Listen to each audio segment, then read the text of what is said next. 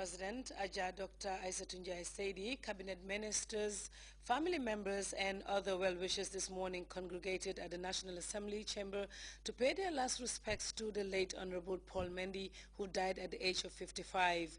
The remains of the deceased National Assembly member for Kombo South were laid in state this morning.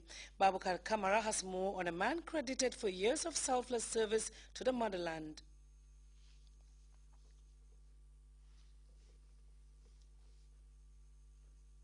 The Vice President and members of Cabinet for a state funeral honoring remains of Paul Mendy after 40 years of service to his nation.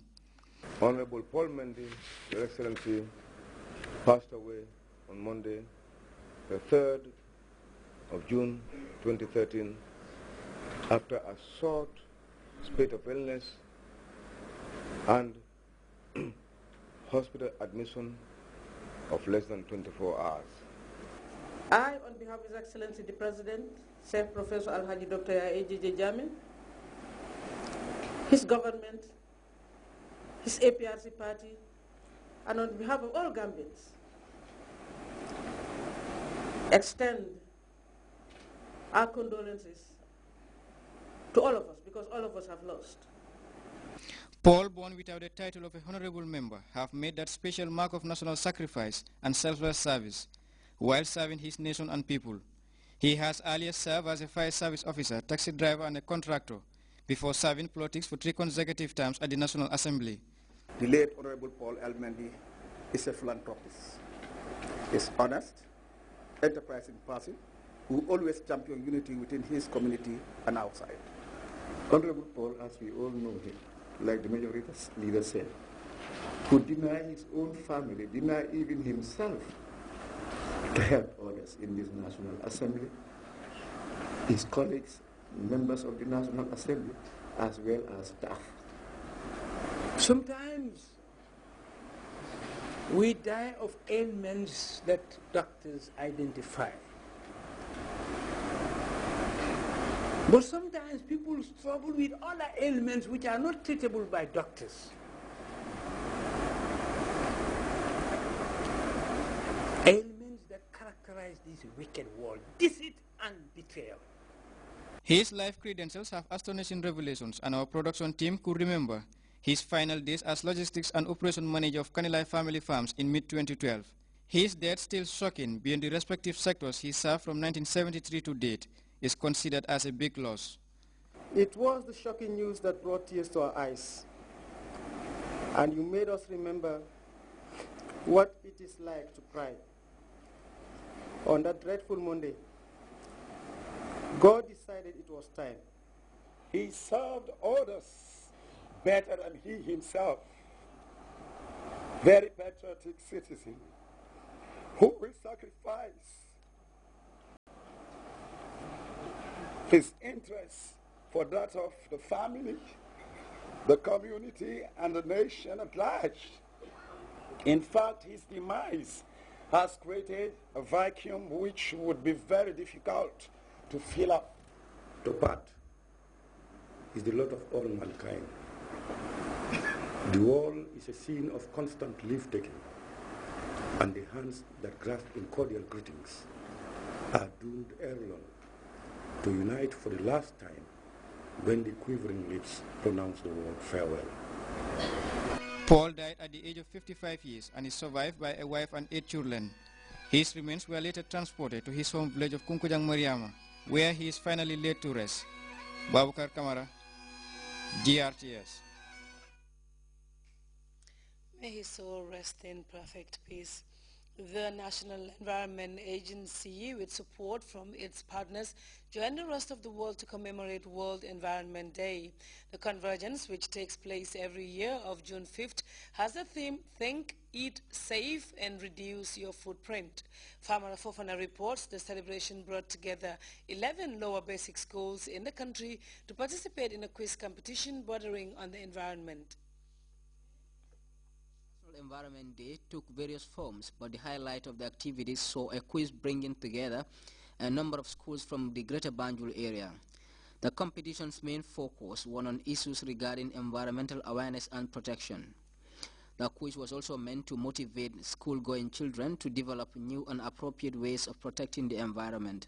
We are promoting people participation in all aspects of environmental protection through our various programs, such as the environmental quality, which one of the programs is Operation Clean the Nation, commonly called SETSETAL, which is initiated by the President and Chairman of the National Environment Management Council, His Excellency Chief Professor Alhaji Dr. Yaya AJJ Jammeh.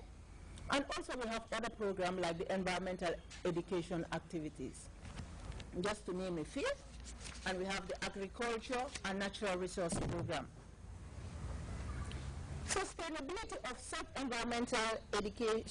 environmental initiative and all activities is important because you educate a child, you educate a nation, and children are the good source of transforming or transferring information and leaders of tomorrow. The Permanent Secretary, Minister of the Environment, Parks and Wildlife, Mustafa Dabo, underlined the growing population that puts so much pressure on the environment that natural resources are no longer abundant.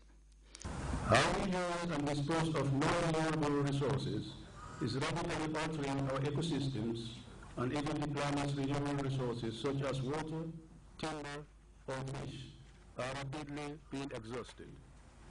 We have now reached a tipping point.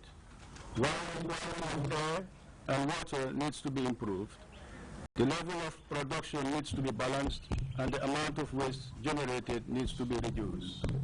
The theme for this year's celebration is Think, Eat Safe, Reduce Your Footprint.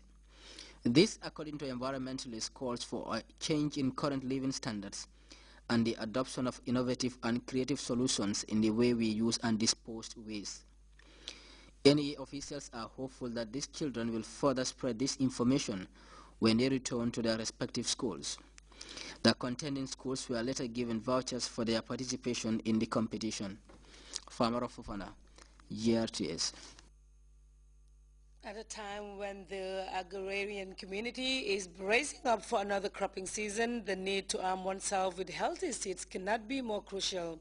Well, that's what the West African Agricultural Productivity Project is striving for. WARP, as it is called, gathered 100 farmers recently to deliberate on the economic benefits of crop yields through seed quality and quantity improvement. Babukar Kamara reports.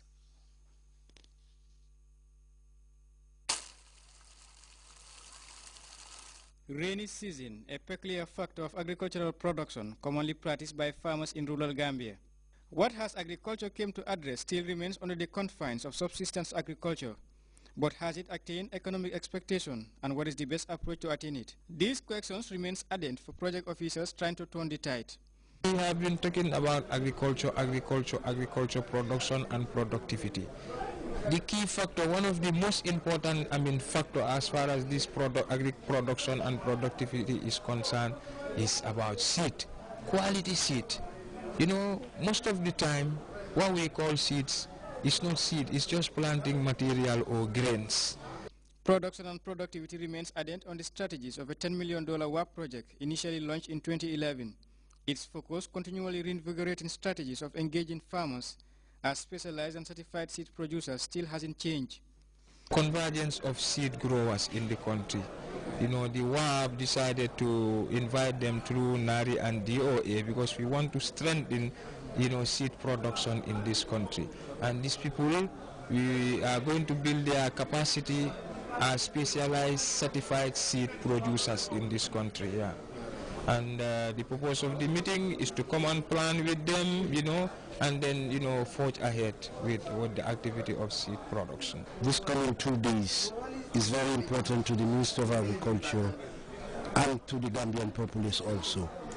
The fact that we are going to be talking about seeds, and I'm sure you are aware of the importance of seed, what seed means.